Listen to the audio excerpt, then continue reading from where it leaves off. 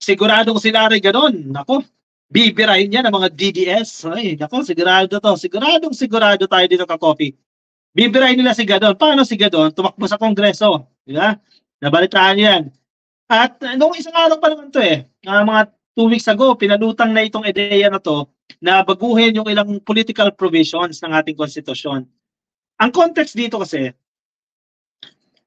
ang planong baguhin, at si PBBM, ang gusto niya lang naman talaga baguhin dito ay economic provisions, di ba? Kasi ang daming restrictions At nagpa-survey, sabi ng maraming Pilipino, majority ng mga Pilipino, alam nila na itong mga restrictions na to, kung maaalis yan, malaking bagay yan para sa ekonomiya ng Pilipinas. So yun ang focus, economic provisions. Yung pinag-uusapan sa Congress, sa lower house at sa Senado, ay economic provisions lang yan. So ang punto ni Gadon dyan, total, magkakaroon tayo ng plebiscite, di ba? Pinag-uusapan na rin yan, edi why not, since we are changing the Constitution, why not consider changing the political provisions? Di ba? Economic provisions, political provisions. Sa economic provisions, ang dami mo nang narinig, di ba? Economic provisions lang yan, blah, blah, blah, blah, blah, blah, blah. Rally, prayer rally, kung ano-ano pa pinagagawa nila dyan. Ngayon, political provisions. Yan ang pinakaayaw ni Digong, ng grupo ni Digong. Baguhin yung political provisions na yan.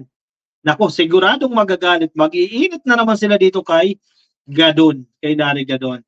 Actually, maganda yung punto ni Gadon dito.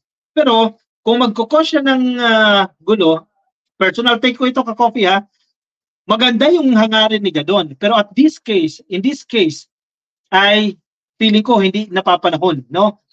And even our president, si PBBM mismo ayaw niya. And kailangan isa na kasi direksyon natin Pag paiba-iba tayo ng sinasabi, paiba-iba tayo ng directions, para tayo nagda-drive ng jeep na marami tayong drive doon. Iba, papunta sa kanan, papunta sa kaliwa. Yung iba, pataas, pababa. Di ba, wala tayong patutunguhan dyan. Pero anyway, ano gusto ni Gadon dito? Nasa Kongreso naman yan Sila naman mag-uusap niyan Mabigat na trabaho yan. Gadon asks Zubiri, ang Senado, ibig sabihin, at si Romualdez, ang HOR, to include political provisions dyan po sa charter change. Presidential Advisor for Poverty Alleviation, Larry Gadon. Ako, mababash talaga to si Gadon. Sinasabi na nga nila Wala tong ginagawa sa Malacanang. Yan ang bash nila dyan Pinapasahod lang daw Is calling on Congress to also amend the political provisions, including increasing the number of senators to 48 and switching to a parliamentary form of government of the 1987 Philippine Constitution. Ang hirap, ang laki, major change ang gusto mangyari ni Gadon. Ayaw ni Digong yan. Diba? Gawing 48 ka-coffee ang mga senador. At major change kasi ito, major shift yan Gagawing parliamentary form ng gobyerno. Kasi ngayon tayo presidential, no? Baguhin niya sa 1987 Constitution. Sa tingin ko, hindi magde-develop to, hindi magpo-prosper ito dahil napakahirap ng gustong mangyari dito ni Gadon. Pero may punto, no? In a letter dated April 1 and addressed to Senate President Juan Miguel Zubiri and House Speaker Martin Romualdez, the official urged both leaders to include amendments to the political provisions of the Constitution, but it would lead to improved governance and greater benefits for the people. Ang isa sa pinupunto niya dito, ka-Coffee, yung termino ng mga elected officials natin sa baba, mga mayor, mga governor, 3 years lang, di ba?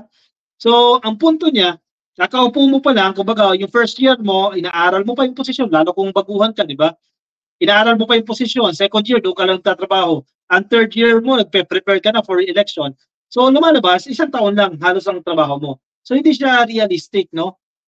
Ang problema naman, sabi ng iba, paano kung masama yung nahalan, di ba? Ang tagal niya, 6 years siyang manunungkulan dyan. May mga pros and cons na kinakailangan pagdebatihan at pag-usapan yan.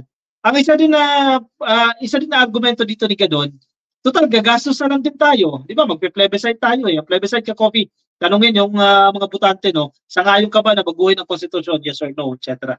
Total, gagawin naman natin yan. Isabay na natin ito. Ang problema nga, magkikreate ito ng tension Ayaw ni PBBM yan Kasi nagiging divisive yan Nahati-hati tayo dyan. Economic provisions lang di ba? Ang laking gulong nadulot yan. Ito pa. Political provisions pa yan. The official is also pushing for an extension of term limits to 6 years of the following positions. Member ng House, governors, vice governors, board members, mayors, vice mayors, and councilors because the triennial elections incur substantial cost, draining billions in public funds and imposing financial burdens on candidates. Totoo nga naman yan.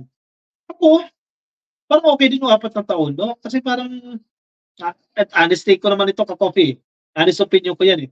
Parang medyo mahaba yung 6 na taon para sa mayor, no? Kasi ang oras natin dyan eh, marami dyan, mga hindi masyadong maayos eh. Di ba? Tapos 6 na taon pa siya. Ako, 4 years, okay na siguro 4 years. Ano sa tingin niyo? Sige, i-comment yung opinion niyo dyan. Basahin natin. Margie Luana, good evening. Idol, ka-coffee. Mabuhay ka po. Thank you, thank you.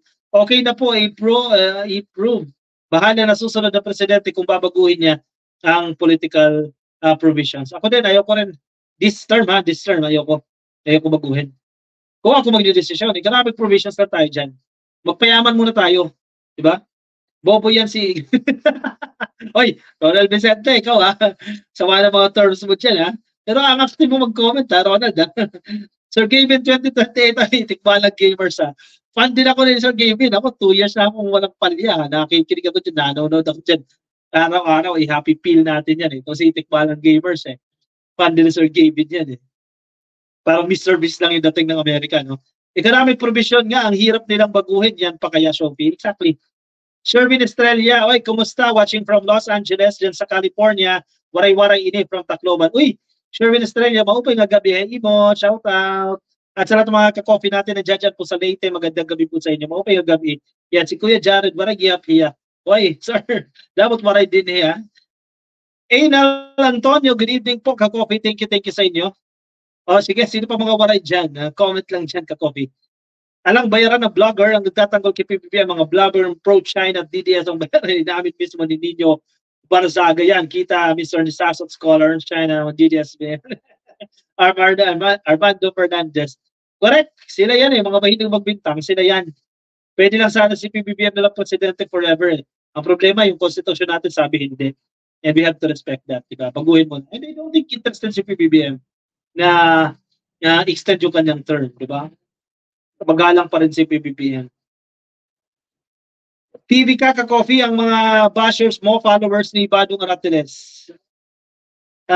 TV ka-coffee ang mga bashers mo, followers ni Badong Arateles. Baka. Ang dami nila dito eh. Idol ni Vicente si Gcash by. Okay. Kaya pala. Yan, pwede 4 years daw, sabi ni Rufo Esteban. Alright, sige. Bilis ang oras ha. Ako'y magpapaalam na sa inyo, ka-coffee. Maraming salamat po sa mga tumutok sa atin, maging yung mga taga-kabilang partner. Thank you for tuning in. Baka di ka pa nakasubscribe. Yan, Vicente, baka di ka pa nakasubscribe. Alam ko, fake account yan. Click mo yung subscribe para updated ka dito sa ating live stream. No? Like and subscribe. Kung nasa Facebook, like or follow. Libre din yan, walang bayad. No? Alright, sige. Happy viewing everyone. Good night. Paalam.